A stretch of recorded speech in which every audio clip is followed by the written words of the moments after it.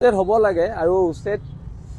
ঢিঙৰ উচ্ছেদটো বিল আছিত সেনা অসময় খিলঞ্জীয়া জনগণৰ লগত তাত যেটো আন্দোলন কৰিলে তাৰ বাবে হেতু উচ্ছেদ হৈছে আৰু তাৰ বাবে আমি চৰকাৰক ধন্যবাদ দিছো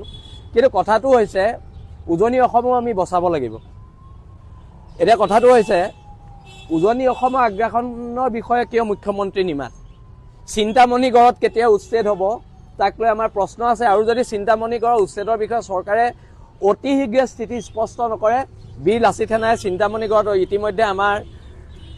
আলোচনা বিলোচনা চলিছে কিন্তু চিন্তামণি গড়ত কিন্তু এখন ভয়াবহ সংঘৰ্ষ হ'ব আৰু তাৰ বাবে চৰকাৰ জগৰীয়া হ'ব আৰু এই সংঘৰ্ষ যদি হ'ব নালাগে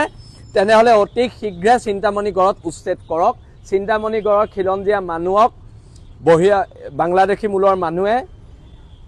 হানি খুচি হত্যা কৰিবলৈ বাকি আছে তেওঁলোকৰ অধিকাৰ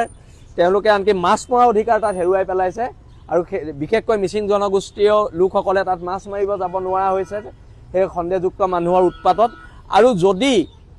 মই পুনৰ কৈছো এখন বিজেপি চৰকাৰে উজনি অসমৰ চিন্তামণি গড়ত উচ্ছেদ নকৰে তেনেহলে চিন্তামণি গড়ত এখন সংঘৰ্ষ হ'ব আৰু এই সংঘৰ্ষৰ বাবে উচ্ছেদ হ'ব লাগে আৰু উচ্ছেদ ঢিঙৰ উচ্ছেদটো বিল আছিত সেনা অসময় খিলঞ্জীয়া জনগণৰ লগত তাত যেটো আন্দোলন কৰিলে তাৰ বাবে হেতু উচ্ছেদ হৈছে আৰু তাৰ বাবে আমি চৰকাৰক ধন্যবাদ দিছো কিন্তু কথাটো হৈছে উজনি অসমো আমি বচাব লাগিব এটা কথাটো হৈছে উজনি অসমৰ আগ্ৰাসনৰ বিষয়ে কিয় মুখ্যমন্ত্ৰী নিমাত চিন্তামণি গড়ত কেতিয়া উচ্ছেদ হ'ব তাক লৈ আমাৰ প্ৰশ্ন আছে আৰু যদি চিন্তামণি গড়ৰ উচ্ছেদৰ বিষয়ে চৰকাৰে অতি শীঘ্ৰে স্থিতি স্পষ্ট নকৰে বিল আছিত সেনাই চিন্তামণি গড়ত ইতিমধ্যে আমাৰ আলোচনা বিলোচনা চলিছে কিন্তু চিন্তামণি গড়ত কিন্তু এখন ভয়াবহ সংঘৰ্ষ হ'ব আৰু তাৰ বাবে চৰকাৰ জগৰীয়া হ'ব আৰু এই সংঘৰ্ষ যদি হ'ব নালাগে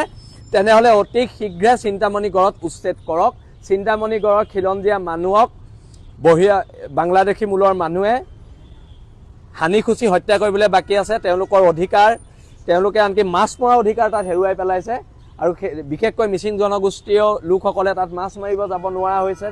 সেই খণ্ডযুক্ত মানুহৰ উৎপাতত আৰু যদি মই পুনৰ কৈছো এখন বিজেপি চৰকাৰে উজনি অসমৰ চিন্তামণি গড়ত উচ্ছেদ নকৰে তেনেহলে চিন্তামণি গড়ত এখন সংঘৰ্ষ হ'ব আৰু এই সংঘৰ্ষৰ বাবে উচ্ছেদ হ'ব লাগে আৰু উচ্ছেদ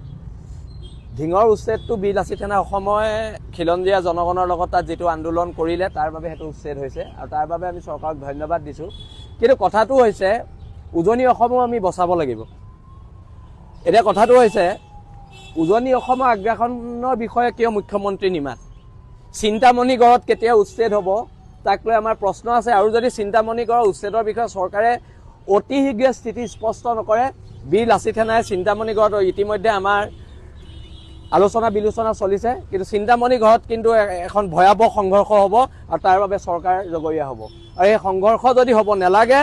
তেনেহলে অতি শীঘ্ৰে চিন্তামণি গড়ত উচ্ছেদ কৰক চিন্তামণি গড়ৰ খিলঞ্জীয়া মানুহক বহিয়া বাংলাদেশী মূলৰ মানুহে হানি খুচি হত্যা কৰিবলৈ বাকি আছে তেওঁলোকৰ অধিকাৰ তেওঁলোকে আনকি মাছ মৰা অধিকাৰ তাত হেৰুৱাই পেলাইছে আৰু বিশেষকৈ মিচিং জনগোষ্ঠীয় লোকসকলে তাত মাছ মাৰিব যাব নোৱাৰা হৈছে সেই খণ্ডযুক্ত মানুহৰ উৎপাতত আৰু যদি মই পুনৰ কৈছো এখন বিজেপি চৰকাৰে উজনি অসমৰ চিন্তামণি গড়ত উচ্ছেদ নকৰে তেনেহলে চিন্তামণি গড়ত এখন সংঘৰ্ষ হ'ব আৰু এই সংঘৰ্ষৰ বাবে